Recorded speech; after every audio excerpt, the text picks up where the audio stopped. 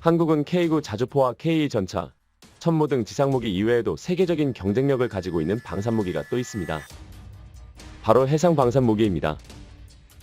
한국은 우수한 조선 기술을 바탕으로 이를 전투함과 잠수함에 접목시켜 세종대왕함과 정조대왕함, 도산 안창호함 등 압도적인 성능을 가진 여러 해양 방산무기를 개발해왔는데요.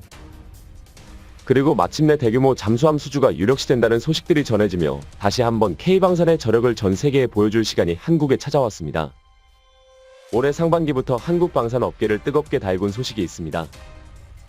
캐나다 해군이 장거리 자막 능력을 갖춘 3,000톤급 디젤 잠수함을 최대 12척의 건조 사업에 나섰기 때문입니다.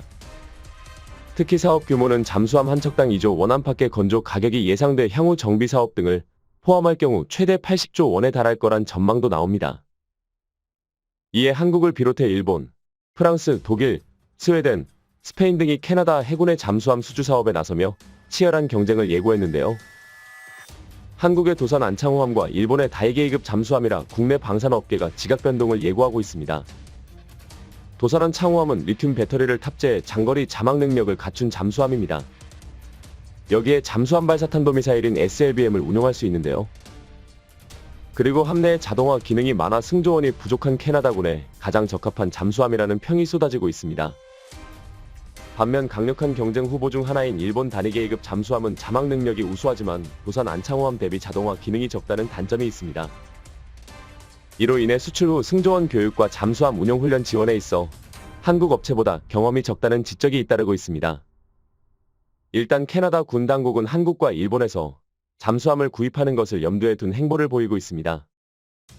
지난 5월에는 한국과 일본 조선소를 방문해 잠수함 운용 현황 등을 점검했는데요. 오는 10월에는 사전 실사를 위해 방안을 추진할 예정이라 외형적으로는 한국 방산업체의 수주 가능성이 점쳐지고 있습니다. 수주전에서 현재 유리한 고지를 선점한 것으로 평가받는 하나오션을 살펴보면 209급 잠수함 9척, 214급은 3척, 3,000톤 급 잠수함의 경우 3척을 국내에서 건조했는데요. 특히 2004년 인도네시아 잠수함 창정비 사업 수주 이후 6척의 1,400톤 급 잠수함을 수출한 바 있습니다. 이에 캐나다 군 당국에서도 해외 수출 경험이 있고 잠수함 발사 탄도미사일을 운용할 수 있는 도산 안창호함을 선택할 것이란 전망이 나오는 이유입니다. 하나오션은 최근 밥콕 캐나다와 캐나다 방위 사업의 발전을 위해 협력한다는 내용이 담긴 기술협력 합의서를 맺으며 캐나다 잠수함 도입 사업을 본격화한 모습입니다. 이후 입찰 방식이 확정되면 제안서를 제출할 계획으로 알려지기도 했습니다. 이런 가운데 놀라운 소식이 전해져 큰 화제를 모으고 있습니다. 하나오션의 진정한 경쟁 상대는 일본이 아니라 HD현대중공업이기 때문입니다. HD현대중공업은 214급 6척, 3,000톤 급 1척, 비공개된 잠수함 2척 등 9척의 잠수함을 건조했는데요. 아직 잠수함 수출 실적은 없지만 국내 최대 수상함 수출 실적을 보유하고 있어 기술력은 뛰어나다는 평이 나오고 있습니다. 이미 HD현대중공업도 밥콕 캐나다와 캐나다 수출용 잠수함 사업을 위한 기술협력 합의서를 체결한 상태인데요. 이는 잠수함 건조 기술력과 빅토리아급 잠수함 정비 사업에서 쌓은 전문 지식을 교류하며 캐나다 수주전을 대비한다는 계획으로 볼 수 있어 한국 방산 업체들 간의 집안 싸움으로 격화될 조짐마저 보이고 있습니다. 하나오션과 HD현대중공업은 캐나다 잠수함 수주전에 사활을 거는 모양새입니다. 캐나다 잠수함 사업에서 한국 기업이 수주를 따낸다면 향후 군 현대화 프로그램을 진행하는 폴란드 잠수함 도입 사업에서도 유리한 고지를 확보할 수 있기 때문입니다. 폴란드는 2034년까지 2척의 새로운 잠수함을 구매한다는 계획인데요. 유럽 국가의 잠수함만을 도입하겠다는 것이 아니라는 점입니다.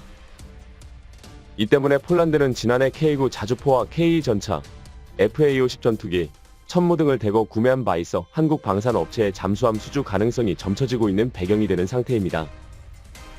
즉, 캐나다 잠수함 건조 사업에 한국 업체가 수주에 성공만 한다면 해양 무기로까지 수출 저변을 확대할 수 있는 길목에 서게 된 것인데요. 이 밖에도 한국의 우수한 해양 방산 무기가 해외로 뻗어가는 만큼 더 이상 지상 무기에 치중되지 않고 군사적 긴장감이 고조되고 있는 남중국해 국가들로의 전투함 수출 가능성도 대두되고 있는 상황입니다. 이와 관련해 한국 방산 업계는 일단 캐나다발 잠수함 수주 가능성에 대해 긍정적으로 바라보고 있는 중입니다. 현재 국내 방산 업계는 한국산 무기에 대한 관심이 높아지고 있어 캐나다 잠수함 신규 수주 가능성도 높은 것으로 바라보고 있는데요. 또한 한국이 압도적인 잠수함 건조 기술을 가지고는 있으나 일본이 유력한 후보로 꼽히는 상황인 만큼 입찰 후 발생할 다양한 변수에 대비하며 잠수함 수주에 총력을 다할 것이란 뜻을 내비쳤습니다.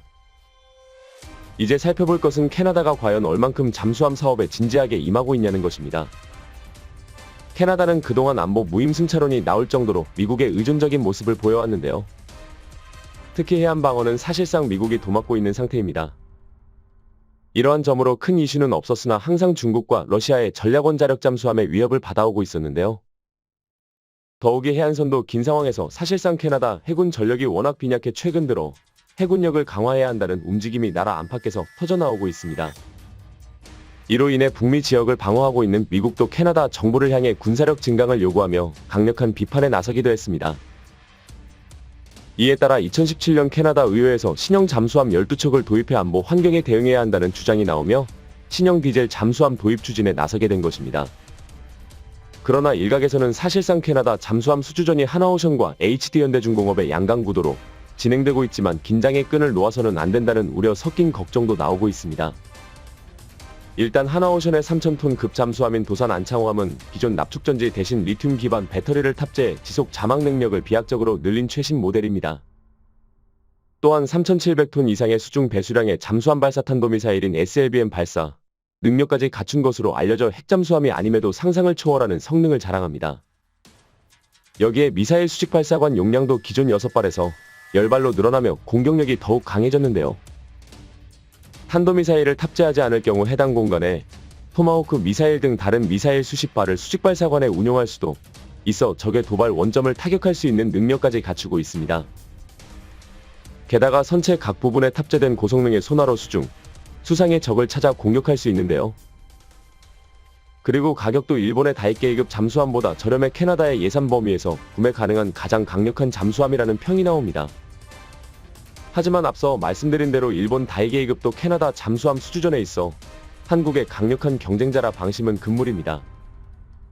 다이게이급은 일본의 잠수함 기술력이 집약된 최신형 모델로 하나오션의 잠수함보다 다소 큰 것이 특징인데요. 또한 하나오션의 3,000톤 급 잠수함과 마찬가지로 리튬 배터리를 탑재하고 있어 자망시간에서도 어느 정도 경쟁력을 갖추고 있습니다. 공격력 측면에서는 떨어지지만 작전 능력은 손가락에 꼽을 정도라는 의견도 있습니다. 그러나 일본은 전투함 수출 경험이 전혀 없어 한국이 절대적 우위를 선점하고 있다고 볼 수 있는데요. 더불어 한국의 경우 이미 여러 척의 잠수함을 수출하고 운용요원 교육 경험이 있어 일본을 압도한다고 볼 수 있습니다. 이번 캐나다 잠수함 수주는 한국의 해양 방산 무기로의 수출 저변을 확대하고 향후 폴란드 잠수함 수주전에도 큰 영향을 미칠 전망입니다. 따라서 압도적인 기술력을 가지고 있는 한국이 캐나다 잠수함 수주에 성공한다면 K방산 신화가 지속되는 만큼 한국 방산 산업에 새로운 전기를 마련할 것으로 보입니다. 그럼 지금부터 캐나다 잠수함 수주전을 알게 된 외국인 반응 살펴보도록 하겠습니다. 역시 한국의 무기 성능은 대단하다니까. 한국이 핵잠수함을 가지고 있다면 얼마나 대단할까? 일본이 한국의 상대나 되겠어? 아마 이번에도 언제나 그랬듯 한국이 잠수함을 수주해 가겠지. 일본은 무기 수출 경험도 없으면서 왜 캐나다 잠수함 사업에 나선 거지? 그리고 한국의 무기는 실전에서 증명이 된 만큼 한국이 이번에도 일본을 이기겠지. 시청해주셔서 감사합니다. 영상이 도움이 되셨다면 구독과 좋아요. 항상 함께해주시는 구독자 여러분 감사드립니다. 부탁드리며 다음에 더 유익한 영상으로 찾아뵙도록 하겠습니다.